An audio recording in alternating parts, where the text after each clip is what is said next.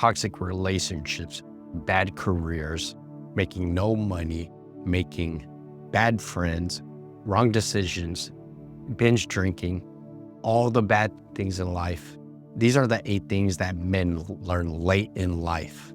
I didn't realize some of these things until I got my late 30s, but if you could master these 8 things, you'll be well off to achieve the life you want.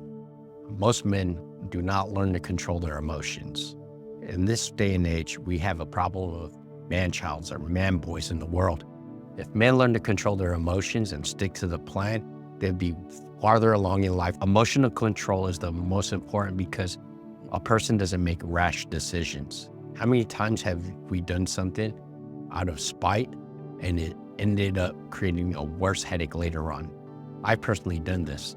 In one of my previous jobs, I was so frustrated with a narcissist who was messing with my team and messing with me for years on end, and I got tired of it.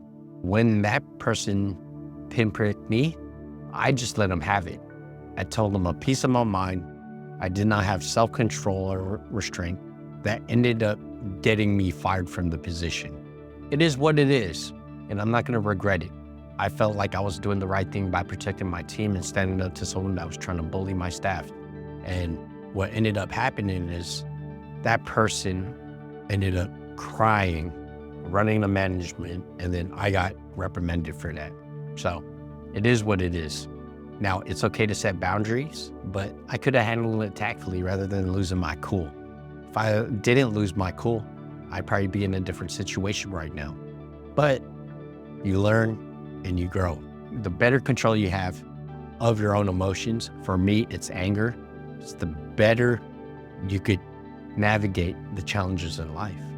You're literally controlling your energy. You're literally controlling the flow of how things are going when you can control yourself. The moment you learn to control yourself is the moment you learn to control the world. And once I learned this lesson, it made me a better salesman, because when I realized what I could do to control myself, it allowed me to direct someone else's energies and other people's emotions and feelings so I could close a sale. Now, I'm not talking about trying to be manipulative, but it allowed me the ability to figure out and reverse engineer how to talk to people, how to handle people. Now, the next one I learned is a simple one, and that's waking up early. Waking up is the shit. By the time I wake up at 5 a.m., I'm already out knocking out what I need to do. I've already gotten my morning walk-in for 3 miles. If I ate breakfast, okay, cool. If not, I've answered a lot of emails. So by the time people get to the office at 9 a.m., I'm already halfway done with my work schedule. When I was younger, I was like, damn, I'm just gonna work through the night and just sleep through the day. But that didn't work out, because when you wake up like that, you end up groggy with mental fog. You're not clear, you're sluggish. A good night's rest, you're actually much more productive in any aspect of your life as you grow older. Now, this next one, working out, is very critical. I've always been athletic. I've always worked out in my life. And as I enter the 40s, I feel like, shoot, all these pains are breaking up. And everyone I talk to are like, yeah, they start showing up after 40. Now, right now I'm injured. I don't have the pinch I have in my hand. I have constant pain. I have tendonitis and shooting pains through my thumb. I also have back pain. So it's like when I'm lifting, when I'm sleeping, I just can't do what I need to do. And so it just is something that's more of a distraction and a hindrance. So working out, take care of your health, eating right, do that earlier. If you could do that earlier in life, then definitely you won't have a situation where your body is breaking down and feeling like you're hurting all the time and constantly achy, knees hurt, floor's too cold, arthritis is kicking in. Take care of yourself early, definitely. This is a big challenge for me, which is binge drinking. I come from a really large family. We like to party, we like to enjoy. I come from a history of being a DJ too. I started DJing when I was 12 years old. And so I'm a natural partier. So drinking has been around me my whole life. And stopping binge drinking is probably one of the best things I've done, because I just have a lot of more focus, more mental clarity. I'm able to knock out the task I am. I don't feel so sluggish. I don't have to deal with 2-day recovery from drinking bottles and bottles of cognac. Binge drinking and is one of those things that I no longer participate in. I will have a drink here and there. I don't go overboard with it. I don't get smashed. I don't like that feeling anymore. Especially now at this age, I have more things I want to accomplish in life. And so I need to be focused and just go at it 100%. Now, with eliminating the bad stuff in your life and whatever you consume, the next best thing is to watch what you eat. Take in good things, replace the bad things with the good things. The better you eat, the more healthier you eat, you're gonna feel it. You're gonna have a lot more energy. Everything works properly. And then you actually look younger. Now, I get it all the time that people tell me I look like I'm in my late 20s, early 30s. I'm actually 40 at the time of this recording, or I'm about to turn 40 in less than a month. But I think what's really cool about it is when you eat right, you feel good, your skin actually clears up, and that quality of food you have, it makes you glow. You feel more vibrant, and people can sense this. So when you're taking care of yourself, people are gonna know that you're doing really well, and it'll naturally attract people around you, closer to you. It's easier to connect with people. Now, not only do you have to feed yourself on a physical level, you got to feed your mind. Reading is one of the things I've always done in my life. I really enjoyed it. I like reading because I could solve problems without having to go through a particular experience. Now, life has a way of trying to throw new ideas at you or new situations at you. And there is not a book in the world that cannot solve a challenge or a problem you're going through. Reading books actually saves you time. There's going to be people in the world that say you could only through experience and doing. That's true, but you can also learn through reading. When you read, it's a mental note, and then when you go do, it instills that experience into you. So reading is fundamental because it could prime you to handle those situations before they even come. And then when you go through the experience, I think a combination of knowledge and experience is very important. Reading is one of those things for me. Right now, I'm in the mode of building businesses, so I'm reading a lot of nonfiction.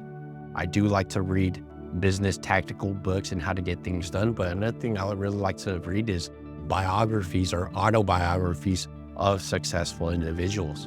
It gives me an insight into the psychology of how they made their decisions, how they went for where they were at nothing and how they leveled up to become multimillionaires or even billionaires. You get to see a transition period and how they were thinking through those experiences. Definitely take advantage of the opportunity to read. As we're younger, everyone thinks that all the relationships are always going to be there forever. It's not so. We're born to die. We're born to expire. We have a set time on earth. Our life is finite. We're not going to be here forever. And so one of the biggest things for me is to prioritize relationships because you never know what's going to happen. My brother died in 2019. I've had friends that died in Iraq. I just had a cousin's funeral that I went to 2 days ago. Life is not set. Anything can happen at any given moment. And having those quality relationships around me, I want to maintain those, especially if my parents are getting older. My mom is 75 and my dad's 71. I want to spend more time with them. If you think about it, they don't have much time on their hands anymore. And I want to be able to spend the time with them to experience life with them. Nothing gets done without a relationship.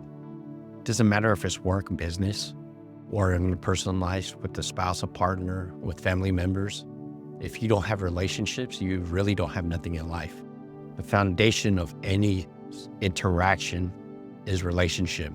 Now, here's a tactical last step or a last learning that most men don't learn until it's later on in life, and that's investing over saving. Now, it's important to save, and you should be able to save enough for an emergency fund that could take care of you for the next couple months, at least 6 months. I prefer a year, but investing is more imperative now because a lot of things are changing. And if you're not investing, The speed of inflation and the cost of living out is out it's outrunning the annual raises that people may have in their W-2s. When inflation's at 7 to 10 or even 17% at one point, and annual raises are only at 3%, what's your money doing? It's going down the drain. It used to cost $100 a year ago. Your $100 would have equaled $100. Now you take $100, it has the buying power of $93. That means your money's getting useless. It's getting worthless. And so investing is a way to hedge. It's a way to make sure you maintain your buying power. Most men, when we're in our 20s and 30s, we're just screwing around, messing around, using the money to impress other people, have flashy cars, get women, good food, more alcohol.